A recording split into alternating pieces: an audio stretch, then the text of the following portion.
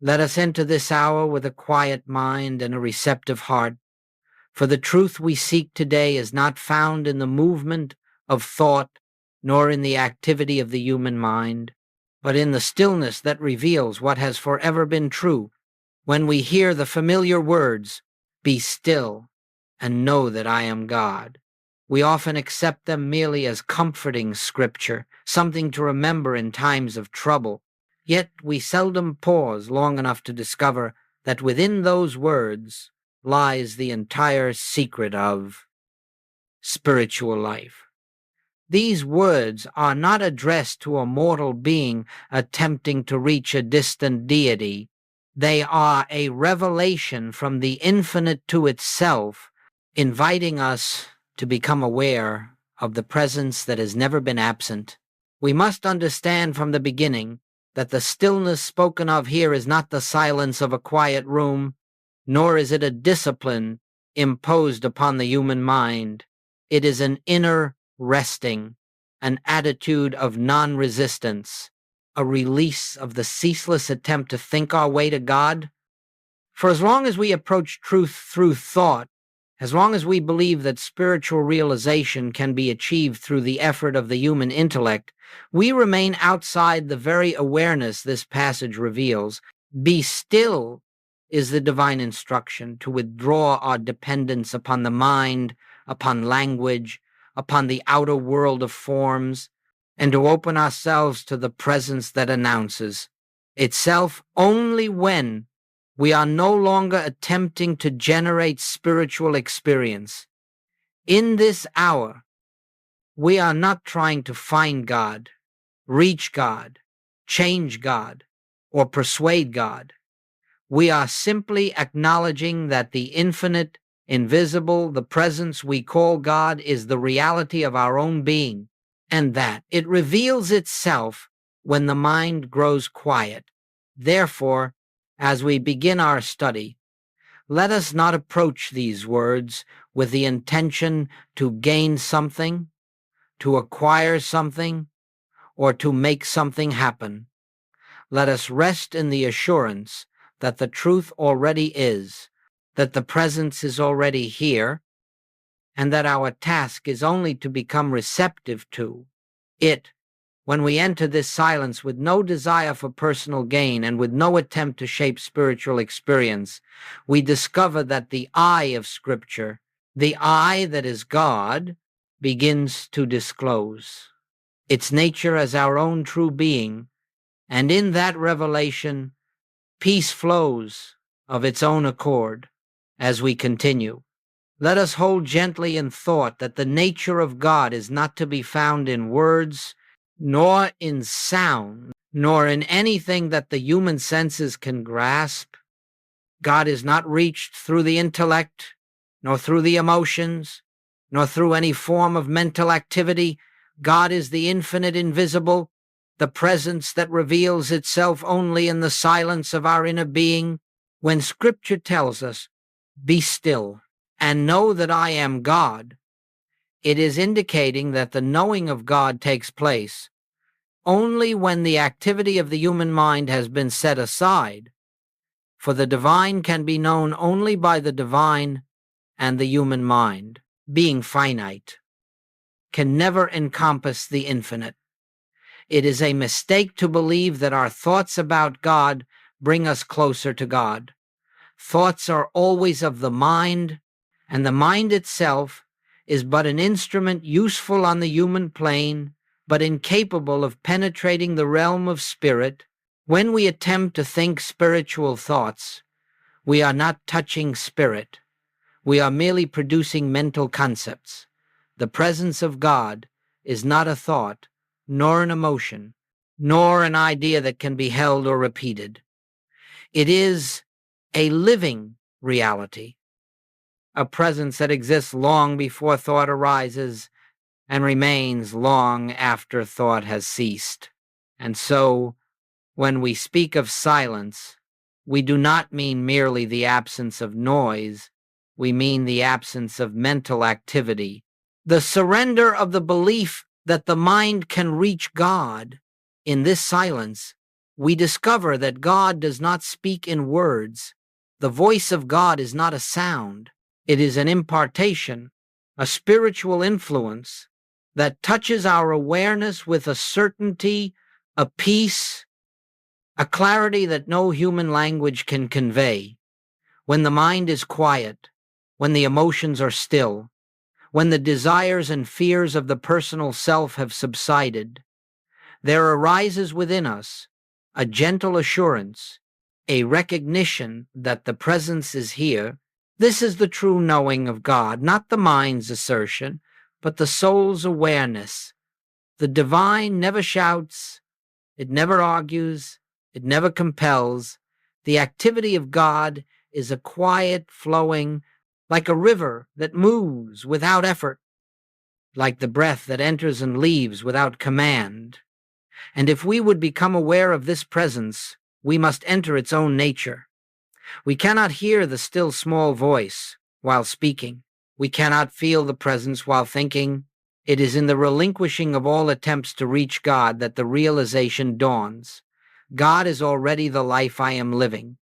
This is the reason silence is essential, not as a technique or discipline, but as the atmosphere in which the infinite discloses itself. Let us, then, accept that the nature of God is silence, and that to know God is to allow that silence to permeate our being. In this way, we do not climb toward heaven. We rest in the awareness that heaven is within us, and in that resting, we receive the impartation of spirit, which does the work that thought could never accomplish. Let us now look gently and honestly at a question that has troubled spiritual seekers for centuries. Why do so many prayers go unanswered? Why do we find ourselves pleading with God, affirming truth, repeating sacred words, and yet experiencing so little change? The answer is not that God withholds, nor that God sometimes turns away and sometimes responds. God is the same yesterday, today, and forever, an unchanging love, an unchanging presence, an unchanging law of harmony. The difficulty lies not in God's willingness, but in our approach. Indeed, the very nature of our praying often prevents us from receiving the impartation of spirit. When we pray from fear, from desire, from anxiety, from a sense of lack or danger, we are praying from a state of mental agitation. We are not still. We are not receptive. We are not resting in truth. We are pleading from a belief in separation. The mind is active, reaching outward, seeking rescue, trying to bring God into the situation. But God need not come anywhere. God is already the substance of our being, already the life of us, already the intelligence functioning as our very existence. The moment we attempt to bring God to a problem, we are declaring, without realizing it, that God is absent. This is why ordinary prayer fails. It begins with the belief that God is somewhere else, that God must be summoned, persuaded, or convinced. It believes that if we make our case well enough, God will intervene. But such prayer only reinforces the illusion that we are separate beings trying to contact a distant deity. In that state, the mind is restless, concerned, fearful, and a restless mind cannot be the instrument through which spirit reveals itself. You see, the mind that prays for God to act is the very mind that must become still before God can be known. As long as we are reaching outward, we cannot receive inwardly. As long as we are speaking, we cannot hear. As long as we are thinking, we cannot feel the presence. True prayer is not speaking to God. It is not asking, demanding, or declaring. True prayer is the quiet awareness of God, already present, already functioning, already fulfilling its own nature in and as our being. When Jesus said, "Your Father knoweth what things ye have need of before ye ask," he was revealing that all outward prayer is unnecessary movement. The divine does not require information from us. The divine does not require persuasion. Everything that God is, wisdom, harmony, life, love, supply, is already embodied within us. But we cannot feel this embodiment while the mind is filled with petition. Therefore, the failure of prayer is not the failure of God. It is the failure to become still enough to let God announce himself. And when that stillness comes, even for a moment, the entire nature of prayer changes. It ceases to be request and becomes realization. It ceases to be reaching and becomes resting. It ceases to be human effort and becomes spiritual impartation. This is the secret behind the words, "Be still and know that I am God." In the stillness, we discover that there is nothing to ask, nothing to seek, nothing to demand. There is only the recognition of what already is. As we move deeper into our study, let us consider more fully what it means to be still. These words are often interpreted as an instruction to quiet the body or subdue the mind, but their true significance goes far beyond physical stillness or mental discipline. Be still is a doorway into the highest form of spiritual contact, a contact not achieved through effort, but revealed when all effort ceases. To be still is to relinquish our dependence on the human mind. It is to surrender the belief that the mind can solve our problems, find our good, or bring God into our experience. When we attempt to use thought to reach God, we remain in the realm of the finite, trying to touch the infinite with an instrument incapable of knowing it. But the moment we release this effort, even briefly, a new dimension opens, one in which the soul, not the mind, becomes aware of the presence that has never been absent. Spiritual contact is not an event the human self can produce. It is not the result of repeating sacred words or practicing techniques. It is the natural unfolding of divine awareness when the surface activity of the mind subsides. Just as a lake reflects the sky only when its waters are undisturbed, so the divinity within reveals itself. When the mind grows quiet, we cannot force this stillness. We can only allow it. And as we allow it, something profound begins to take place. In that moment of true stillness, there is a gentle recognition, not a thought, not a belief, not a mental conclusion, but an inward knowing that God is here. The presence announces itself, not with sound, not with image, but with a depth of peace that no human reasoning can produce. This is the spiritual contact that changes everything. It is not the contact of a person with a God. It is the divine consciousness, recognizing its own presence as our being. This is why be still must precede and know. The knowing of God does not come through thinking. It comes through being. It arises in the silence beneath thought, in the stillness beneath desire, in the quiet place where the human self has stepped aside. In that sacred instant, the personal I dissolves, and the true I, the I that is God, reveals itself as the very life we are. This contact may last only a moment, but that moment is enough, for in that moment, something within us has touched reality, and that touch becomes the law of harmony unto our entire experience. It resolves problems, not because we have solved them, but because we have entered the atmosphere in which God alone is power, presence, and activity. So when we speak of being still, Let us remember that we are not imposing silence. We are resting in the silence that already exists. We are not creating peace. We are entering the peace that is always present. We are not making spiritual contact. We are receiving the awareness of a contact that has never been broken.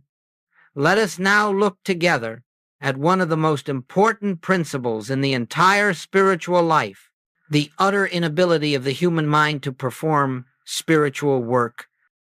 If we can grasp this, even dimly, we will find ourselves lifted into a new dimension of practice, one in which spiritual realization flows naturally, without strain or effort. But so long as we believe that the mind is capable of touching God, understanding God, or directing God, we will continue to wander in circles, achieving only moments of comfort rather than the transformative awareness that reveals harmony. The human mind is a remarkable instrument on the material plane. It can calculate, measure, analyze, invent, and organize. It can solve mechanical problems, build cities, and explore the outer universe. But with all its brilliance, it cannot know God. It cannot enter the realm of spirit, for spirit is not a thought, nor a concept, nor an emotion. Spirit is the very essence of being unconditioned, infinite, and indivisible. And the finite mind cannot grasp the infinite. Many seekers have spent years attempting to think truth, believing that if they could affirm God often enough, strongly enough, with enough sincerity, they would draw the presence into activity. But thought has no power to draw God, because God is omnipresent. There is no place from which God must be drawn, and when we attempt to use thought as a bridge to God, we are unknowingly declaring that God is absent, that God must be summoned, that God must be reached through mental activity. This misunderstanding lies at the root of so much frustration on the spiritual path. We imagine that if only we had stronger thoughts, clearer thoughts, more spiritual thoughts, more positive thoughts, we would finally contact the divine. But the infinite way teaches that thought is never the doorway to spirit. At its highest, thought can point to truth, but it cannot reveal truth. It cannot produce realization. It cannot establish spiritual contact. Why? Because thought is always dualistic. It always divides good and bad, right and wrong, truth and error, God and man. Spirit recognizes no such division. Spirit is one. Thought, by its very nature, cannot enter unity. It operates only in the realm of concepts. Therefore, the moment we turn to thought as the means of attaining God, we remove ourselves from the very atmosphere in which God reveals himself. This is why spiritual healing does not come through affirmations, nor through denials, nor through mental arguments. No matter how pure our thoughts may be, they remain thoughts, and God is not found in them. The spiritual practitioner does not direct truth toward a person or condition, nor does he attempt to mentally correct error.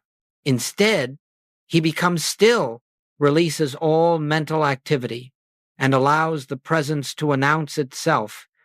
In that impartation, harmony reveals itself not because of anything he has thought or declared, but because he has set aside the mind and allowed spirit to come through. If we would truly understand the words, "Be still and know that I am God," we must accept this. The knowing of God does not occur in the mind. It occurs when the mind is silent. The mind, with all its reasoning, desiring, fearing, and reaching, is the only barrier to realization. When that activity subsides, even for a moment, the divine consciousness that has always been present shines forth in its own light. Therefore, let us cease relying on thought as our spiritual instrument and begin to rely entirely on awareness, silent, receptive, surrendered awareness. In this atmosphere, the truth reveals itself effortlessly, and that revelation becomes the law unto our experience. It dissolves fear, it resolves discord, it restores harmony without the movement of thought, without the activity of personal effort, without the intervention of the human will. For in the presence of the One, all illusion collapses of its own weight. Let us now look gently into the sacred mystery of spiritual healing, for here too the same principle governs. All healing is the revelation of God's presence, and this revelation takes place only in silence. No practitioner heals by thought. No practitioner heals by virtue of personal understanding or mental ability. All true healing is the activity of God made evident when the practitioner becomes still enough to let the presence announce itself. When someone calls upon you for help, you may feel at first the natural human impulse to correct the condition, to relieve the suffering, to restore harmony. But in that very impulse lies the temptation to turn again toward thought, toward the desire to do something, accomplish something, or bring about a change. The Infinite Way teaches that if we attempt to correct the outer picture, we remain in the realm of the picture itself. Healing never occurs in the picture. It occurs in consciousness, and consciousness reveals harmony when it is free of mental interference. Therefore, the moment a call for help comes, the practitioner does not reach for a technique, nor does he begin to declare truths or repeat familiar statements. He moves inward, not to think, but to rest. He withdraws interest from the appearance, knowing that the appearance has no power, no law, no substance of its own. He does not attempt to make the condition better.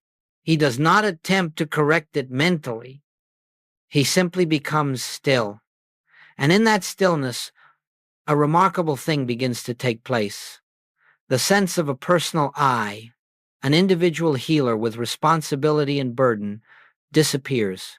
What remains is awareness, pure, open, receptive awareness. Into that awareness, the presence flows, not as something newly arrived, but as something newly recognized. The impartation may be so gentle that it cannot be described. It may appear as a quiet assurance, a soft inner warmth, a peace that touches the very core of the being. Sometimes it is so subtle that one becomes aware of it only in retrospect, when the healing has already unfolded. This is the moment of spiritual contact, and it is always silent. No words are spoken inwardly or outwardly. No argument takes place. No denial of error is made. The activity of spirit reveals itself as the awareness of one presence, one power, one life. And in that awareness, disease loses its reality, lack loses its hold, fear dissolves. Why? Because the appearance, whatever form it took, was never a presence, never a power, never a law. It was only a belief sustained by mental activity. When the mental activity ceases, the belief has nothing upon which to rest, and so it fades. Healing does not come because we have changed something.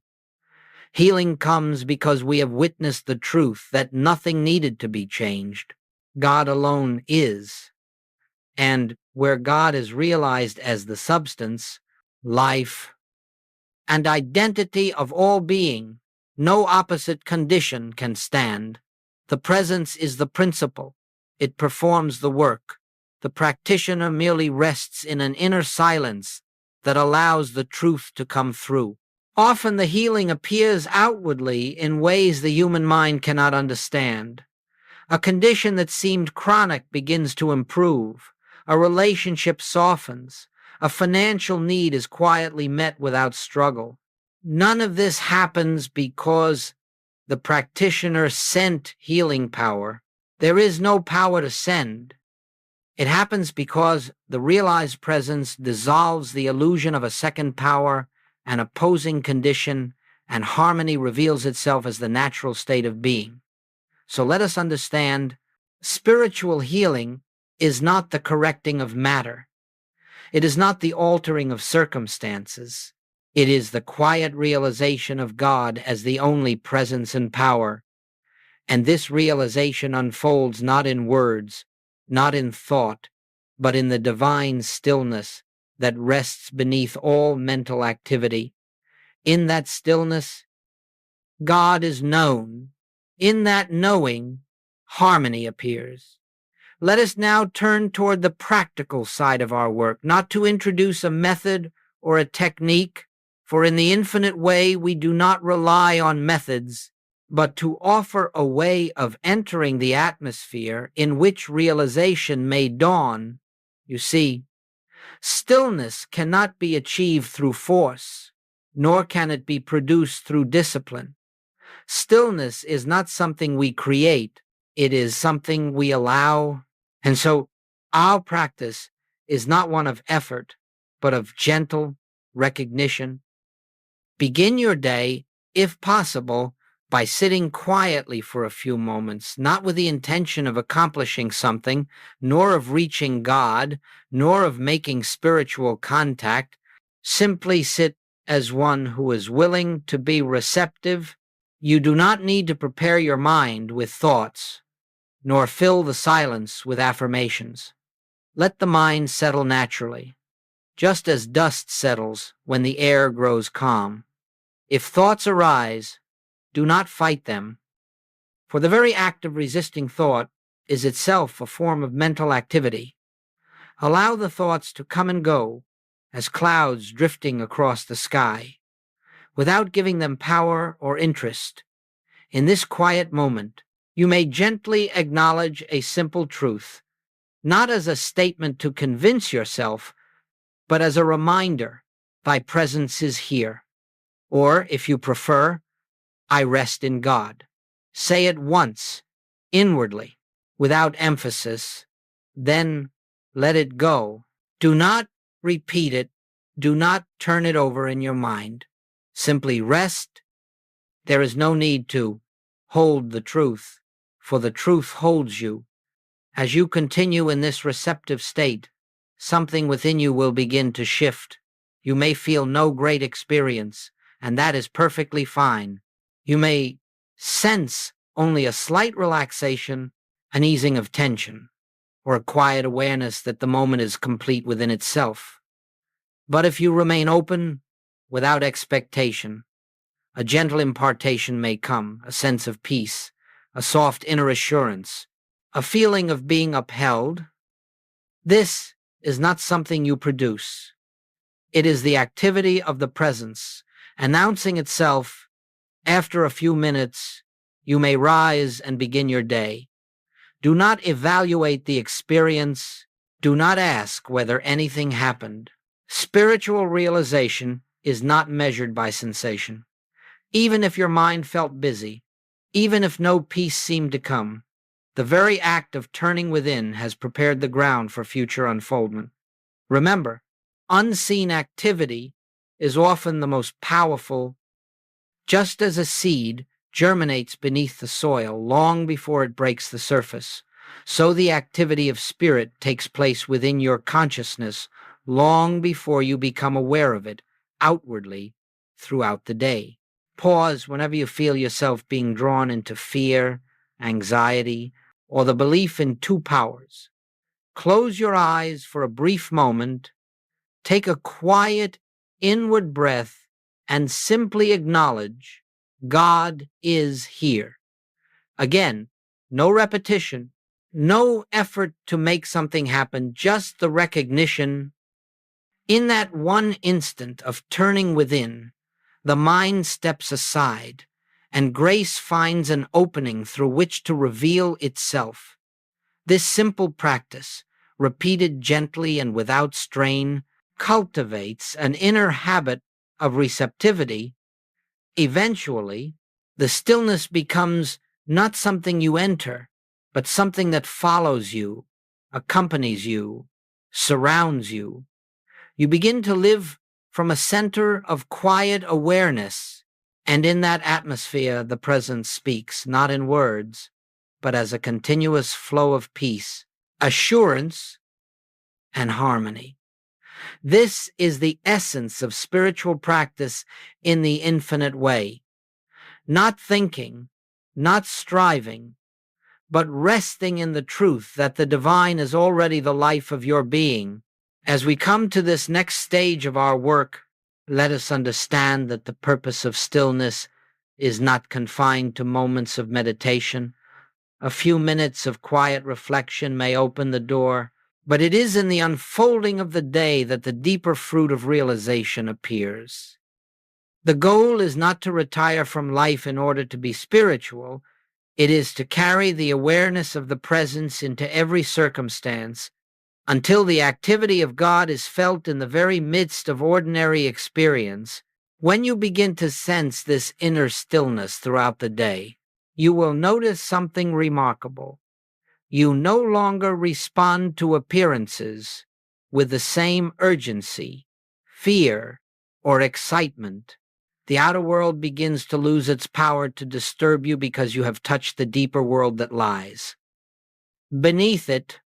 You have discovered that harmony does not come from conditions, but from consciousness, and that consciousness, resting in truth, governs the outer picture with effortless grace. As you go about your daily tasks, working, conversing, caring for your home, engaging with others, you will find opportunities to pause inwardly, even for a second, and remember, God is the only presence here. You may not say it in words. You may simply feel it. A quiet recognition, a gentle awareness, an inner loosening of the mind's grip. And in that recognition, the conditions around you begin to take on a different quality. Obstacles soften, tensions ease, solutions arise without struggle. Why?